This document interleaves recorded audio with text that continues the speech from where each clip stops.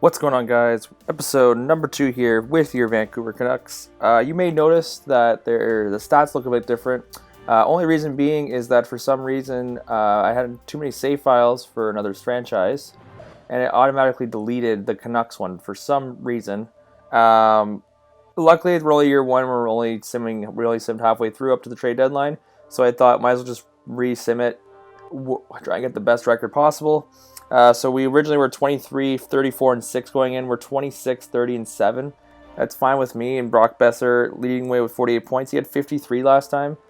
But he was hurt last time. He has played the full season this time. But hopefully it's not that much of a difference.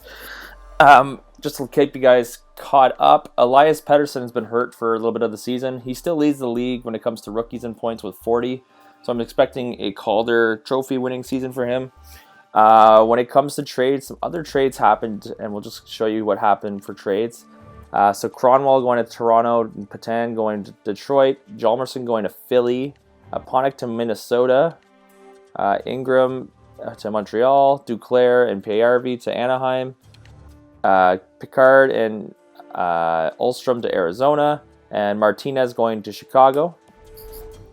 I looked into making a trade, like I said last episode, but just there was no good suitors. And plus, we've had a lot of injuries this year, so I don't want to take away what players we got.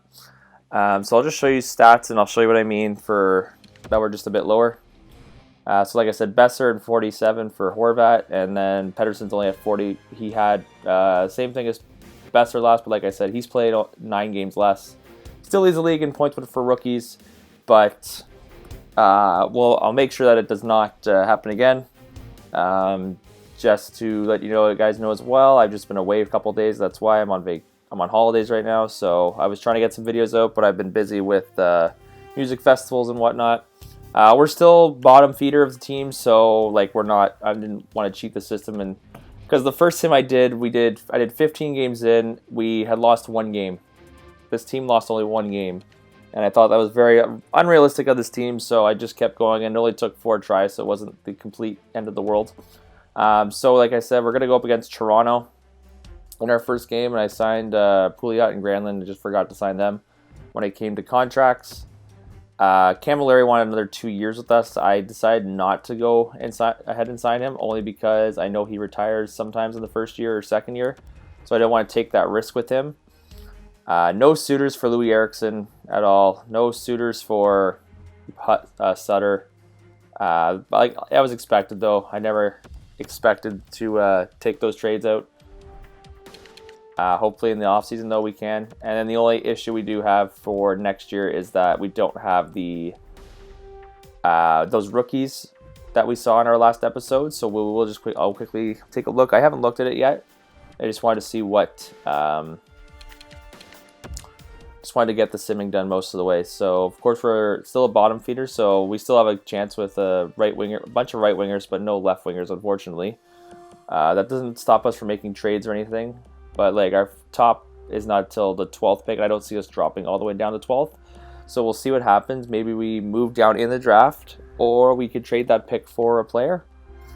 Anyway, works. But we're gonna play the Toronto Maple Leafs here. And then we're going to sim the rest of the season, and we'll see how far we can get close to that lottery pick. Ottawa with 46 points. The Islanders 44, so they're the lowest team, followed by Ottawa. And I don't know why I do this sometimes when I could just check this. I try to be smart, but I guess I'm not the greatest. So when it comes to lottery picks, 1, 2, 3, 4, 5, 6. We're 7th place. 1 loss, though, and a win by Buffalo can bump us down pretty quickly. So I'm not expecting, we're not going to finish last, that's for sure. We still have a chance at the lottery pick, but we're trying to win, but we're also trying to get another forward for our group. Like I said, I think we need 1 more forward to help us. But a right wing isn't that bad also, putting him beside Bo Horvat. But why don't we just jump into this game against the Toronto Maple Leafs? We'll have the highlights just like last game, and then we will continue the simming. So enjoy, guys. Propelled to Muzzin. Shot. He scores! Number 40!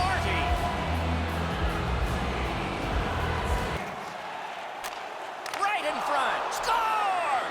And he has scored for the 100th time. This player's has proven again that he can score at this level. That's 100 goals in his career. The play and keeps it. Toward the net. Pad block. Nice save. Tough to follow. He scores! 3 in a row. Stetcher's trying to get from his own end to center. And they've got a 2-on-1 here. Score! Another step in the road back. They're down by 2. Laid on to Horvat. Got a piece of it with the glove. Score!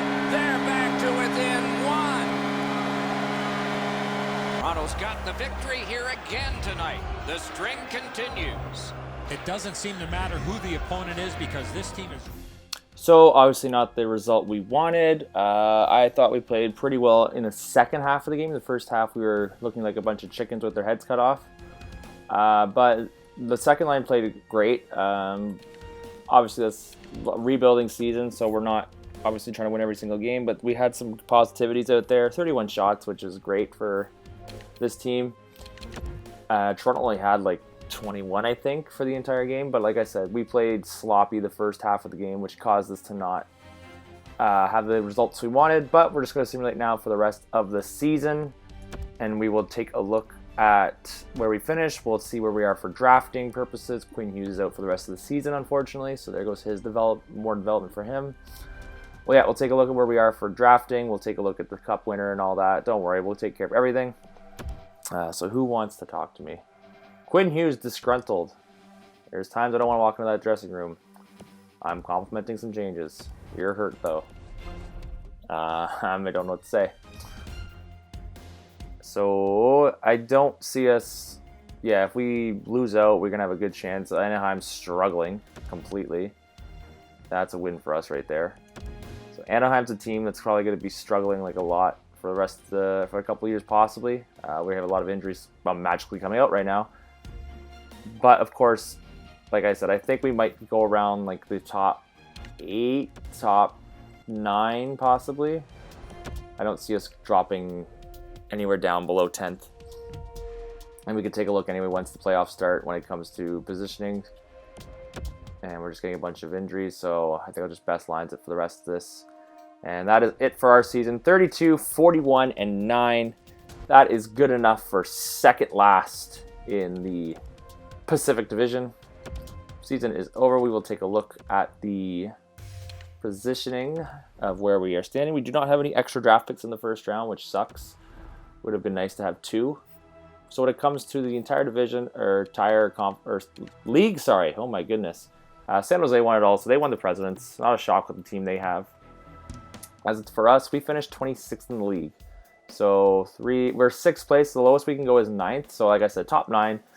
We do have a chance though going in the top 3, which would be nice. But I wouldn't mind staying where we are. Like I said, there's some good right wingers around that area that we could pick up for the second line in the future. Because Brock Besser will be our first liner no matter what for his career. Unless something crazy happens where he wants out, which I don't see happening. Hopefully not. I just probably jinxed it. Bor Horvat left. He led the team with 66 points this year in 82 games. We will come down. Quinn Hughes is finally back, so we're still a bit in April. Oli Ulivi's back. That's another top prospect we should have developed soon. And Stetcher's back, so we're now in May. I remember the injuries. Draft class. So I'm just going to show you guys a quick look. So if we finish, if we go 6th, the way it stays, we have a chance at... We could have a chance at Capo Caco. I've seen him drop before. Cedric Bodie is another one that we have a chance with. And then Jody Langfield. So since he's scouted, so he looks like a Joe Thornton kind of like player. Joe Thornton as well, so we got a lot of Joe Thorntons. Sergei Bobkov, I don't think would drop, but if he does, he's a Patrick Kane, so that'd be great. And I don't think I have a scout in his region. Why don't we put a scout in the USA East quickly, see what we got with him. So I need... Where are my USA? Change region. North America. I think I said what? USA East? Yeah, no scouts in region, so that's we're going to have Bodie getting develop or scout at least, so that way we can take a look when it comes to close to the draft. So conference finals are on their way. Boston and Columbus looks like, and Colorado and San Jose. It'd be nice to see San Jose win against Boston. I'd to see Joe Thornton win the cup, and they do. Oh, I called that one. Joe Thornton wins this cup, guys. Good for him. If I were him right now, I'd probably retire. You go out on top. Well, best way to go out. So let's take a look at the. So let's see here. We are drafting 7th. So I believe we dropped one.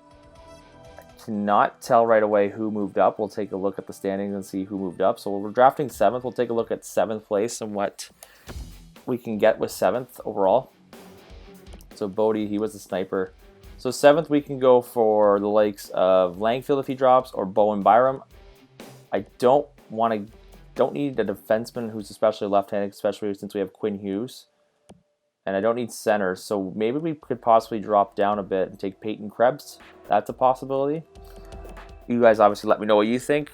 As it stands right now, we have that spot, and I might just stay at that spot. Retired players, there's the obvious ones right away. Not much to display. Ron Hainsey retired though, but he did not retire in real life. He is now a member of the Ottawa Senators. So let's just take a look though when it comes to the drafting. I'm just trying to remember off the top of my head. I think it was... Yeah, I think it was Florida. So Florida had 80, they were close enough to a spot, but they ended up jumping into the top 3. So it was Florida moving in. We'll take a look at our roster quickly. So it was Brock Besser with 60 points right after 54. So not a surprise for these guys. And then, yeah, big drop off for a lot of guys. Not too thrilled about that. Take a look at the awards. So like we said, San Jose wins the cup. Best team, and they face Boston. So Crosby with the Art Ross, Hart Memorial, Drew Doughty with the Norris, Kessel, Lady Byng, our own Elias Pettersson with the Calder, Martin Jones with the Conn Smythe, Pecorine Vesna, Martin Jones, Williams, and Jennings. Bill Masterton goes to Brett Seabrook. Ryan O'Reilly gets the Frank G. Selke. Lindsay goes to Crosby, and Tavares takes Maurice Richard. I want to take a look at the AHL quickly. I don't think we have any. Did we win it? I don't think we won anything when it came to team. Stockton, San Diego, Wilkes-Barre, San Diego, Chicago, San Diego, Wilkes-Barre, Belleville, Stockton. So yeah, nothing for team player though. Carr, Sherwood, Riley, Nilsson, Gillies, Baracco, McEwen, and Johnson. So yeah, we didn't win anything in the AHL. We did get the one that obvious though. Everybody knows Pettersson gets it year number 1. So that is it for me, guys. You let me know what we should do when it comes to the draft. So like I said, we're drafting 7th. We could move up. Like I said, we could move up and try and take one of these right wingers because their Bobkov got moved up. So we could take one of these guys. What we go down, like I said, the next one would be like Bowen Byram. I'm not opposed. We could take Bowen Byram and have him 2 left side defensemen playing on the same side. I'm not opposed to that. Or we could trade down a couple spots, get Peyton Krebs and more assets. So that's another option. You guys let me know though what you think. If I'm thinking right now, maybe we just go the route and take Bowen Byram, and then we could have a pairing of Quinn Hughes and Bowen Byram for the future, which is not all that bad. Or we just split them up, first line, second line kind of deal. So you guys let me know what you think. Drop in the comments what you think. Make sure you like and subscribe. You're new to the channel. Make sure you follow us on social media as well, and we will see you back for the draft in year number 1 with the Vancouver Canucks.